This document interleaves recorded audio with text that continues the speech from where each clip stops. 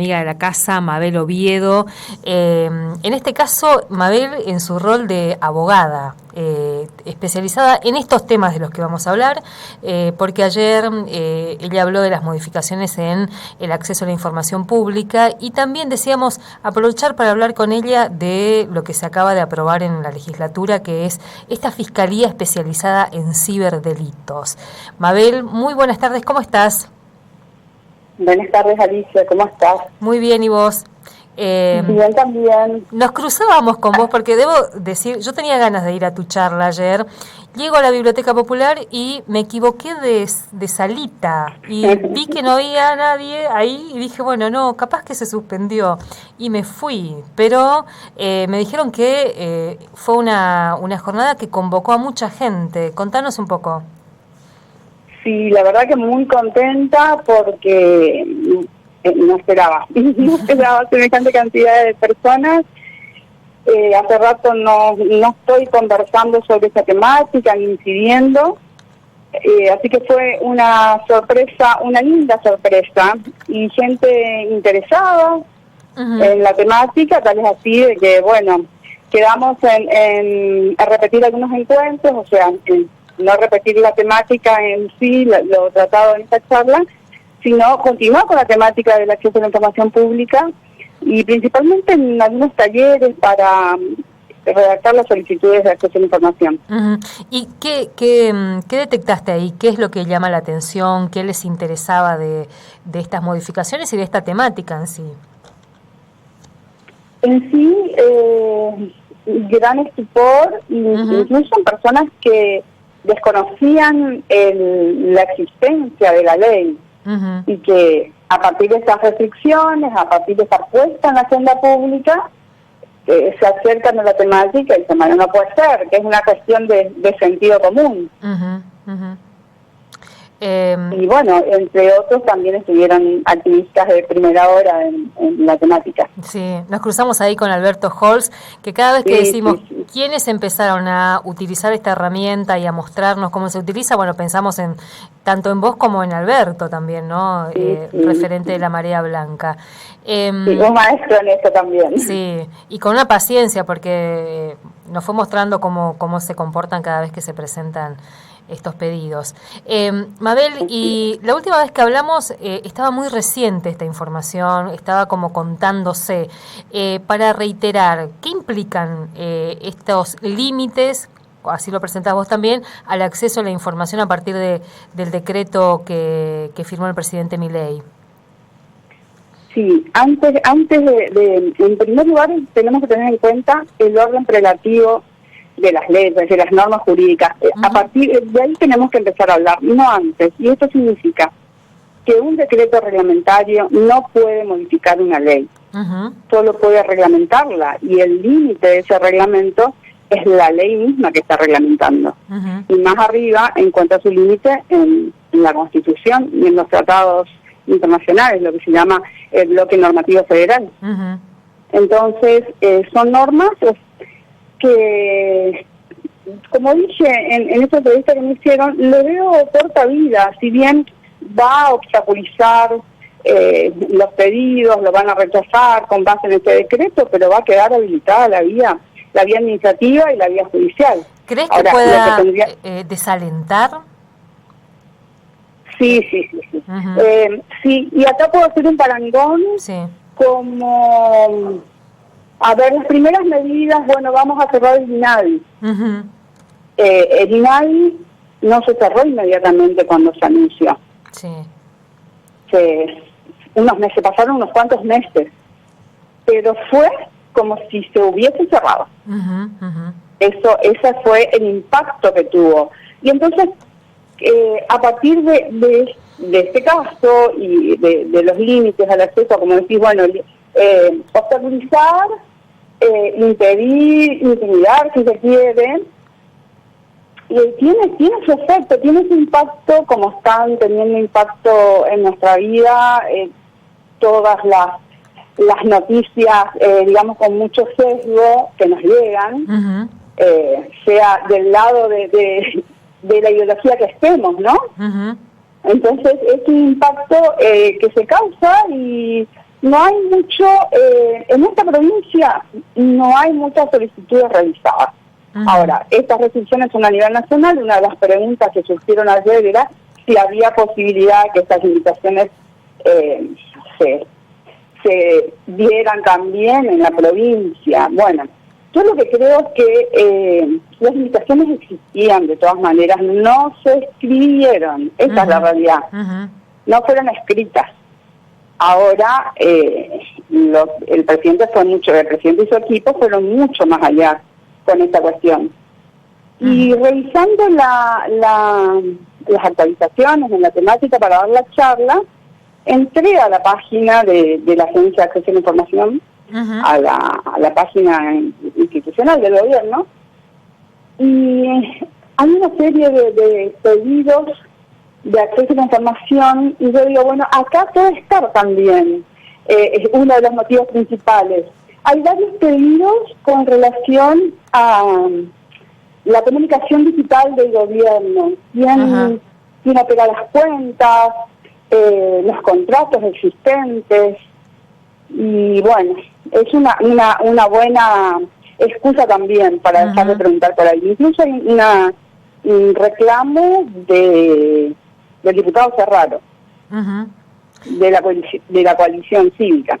Interesante hacer ese ejercicio de entrar a la página y ver, bueno, cuáles son los reclamos, si bien por ahí a veces el lenguaje no es del todo claro, pero alguna conclusión se saca de fuente primaria.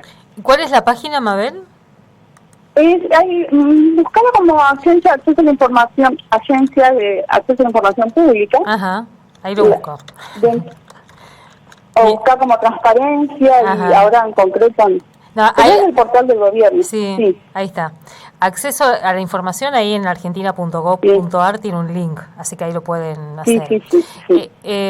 Pensaba esto de lo de desalentar, y está muy bueno la comparación que haces con el INADI, porque esos meses entre el anuncio, la amenaza de cierre del INADI hasta su cierre efectivo, lo que había era como una confusión tremenda, y ya la gente dijo, bueno, no existe más, y no solamente que no fue a hacer las denuncias, sino que parecía que estaba habilitado todo el mundo a decir y hacer cualquier cosa. Total, el INADI ya no estaba, te decían hasta burlonamente, digamos, ¿no? Hay como un juego ahí.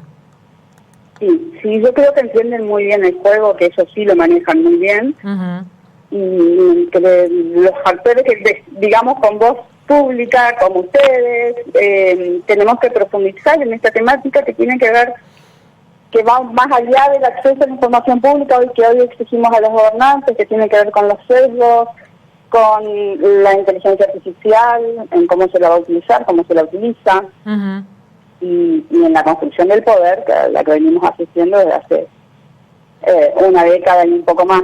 Sí, totalmente. Hoy pedimos transparencia a los gobiernos, pero la falta de transparencia también existe mucho con los grandes factores de poder que manejan todas las redes sociales, toda la cuestión de la inteligencia artificial también. Además hay que ver también qué sectores se tomaron estas consignas de transparencia, la lucha de anticorrupción y demás, y son los que después terminan generando este tipo de modificaciones, digamos, ¿no?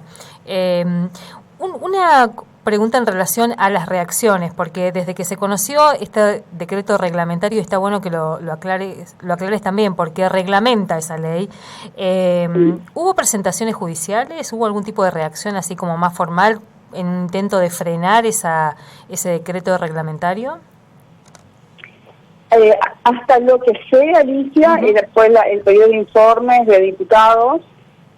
Lo que pasa es que el decreto reglamentario que va a lograr la declaración de inconstitucionalidad son pedidos concretos. Claro.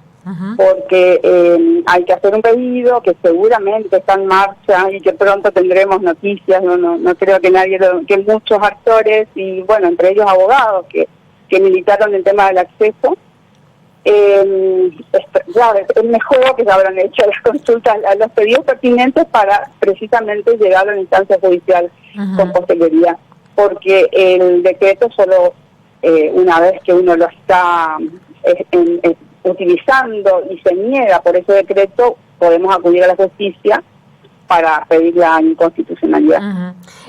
Mabel, una consultita en relación, te decía también fuera de aire, ¿estuviste siguiendo, tenés información sobre esta Fiscalía Especializada en Ciberdelitos que ayer se sancionó en nuestra legislatura? Estoy leyendo, Alicia, o sea, si hablo va a ser así en líneas generales. Hice una lectura general y no me siento en condiciones, además de hablar. Yo vivo mucho la cuestión desde lo único que hago en derecho penal es acompañar algunas denuncias de personas que son estafadas. Y bueno, ahí veo la cuestión del ciberdelito y de las pruebas y acompañar con todo ese recorrido de la denuncia. Pero tengo que estudiar más. Me puse a leer ahora lo del convenio de Budapest, porque Mendoza tiene una ley similar, entre esos antecedentes que busqué. Y no estaría, digamos, no puedo hablar de una temática que no conozco en profundidad. No, y además está interesante esto que planteas, porque no es un tema que se haya discutido acá y empezó como a nombrarse, empezó a circular, pero también algunas objeciones que aparecen, pero me parece que ahí está bueno, como vos decís, profundizar, así que vamos a seguir tu lectura y cuando estés en condiciones vamos a conversar un poco, porque en principio te genera como muchas dudas, ¿no? Y muchas inquietudes acerca de, bueno, cuáles son los límites que va a tener a la hora de investigar esta fiscalía, bueno, qué pasa con nuestros derechos, no sé, a la intimidad, nuestros derechos a la privacidad, bueno, ya de por sí la discusión por las pruebas y cómo se construyen y se respetan las pruebas, sobre todo en el derecho penal, es como una cuestión muy criticada acá en el Poder Judicial. Algunos penalistas lo vienen diciendo. Así que bueno, vamos a charlar de esto cuando también podamos. Cuando podamos, pero aparte creería que palabras más autorizadas con eso, salvo la libertad de expresión, que tendría que ver ahí. Pero bueno, así como soy, empecé a leer sobre el convenio de Budapest y ahí me quedé, entonces voy a lo macro para después hilar más fino en lo micro. Mabel, mil gracias. Bueno, gracias Alicia por colaborar con la discusión. Lo que me faltó decir, fue tan interesante y tanto el interés de las personas que asistieron, que vamos a tener encuentros. Yo creo que van a ser los últimos jueves de cada mes, por lo menos hasta fin de año, octubre, noviembre, ¿sí? Qué bueno. Y después veremos cómo seguimos el año que viene. Y una curiosidad, decía, bueno, nos cruzamos con Alberto Holz, que sabemos el uso que le dio y le da esta herramienta. ¿Qué otros actores estuvieron ahí que uno puede decir, mira, están usando o usaron esta herramienta, les interesa esta herramienta? Bueno, estuvo Diego Bogarín, me enteré que sigue utilizando la herramienta. Es periodista, periodista. Sí, otros periodistas que, bueno, ahora yo no los conocía, pero no recuerdo sus nombres. Estudiantes de comunicación, estudiantes de una técnica de comunicación de la UNAM, estudiantes de bibliotecnología de la UNAM y estudiantes de una tecnicatura en comunicación institucional del bachillerato humanista. Después otras personas. Llegó a mí también ver que la ex diputada, que siempre estuvo muy interesada, incluso llegó a presentar un proyecto del último año de su gestión para modificar la ley de acceso. Así que, bueno, seguramente me olvido Cecilia Rodríguez, de muchas personas seguramente, pero bueno. Un poco para graficar quiénes estaban interesados también, qué sectores, digamos. Así que, Mabel, muchas gracias. Bueno, gracias a ustedes. Un abrazo. Hasta luego. Otro para vos. Ahí hablábamos con Mabel Oviedo, en este caso ayer hablando ella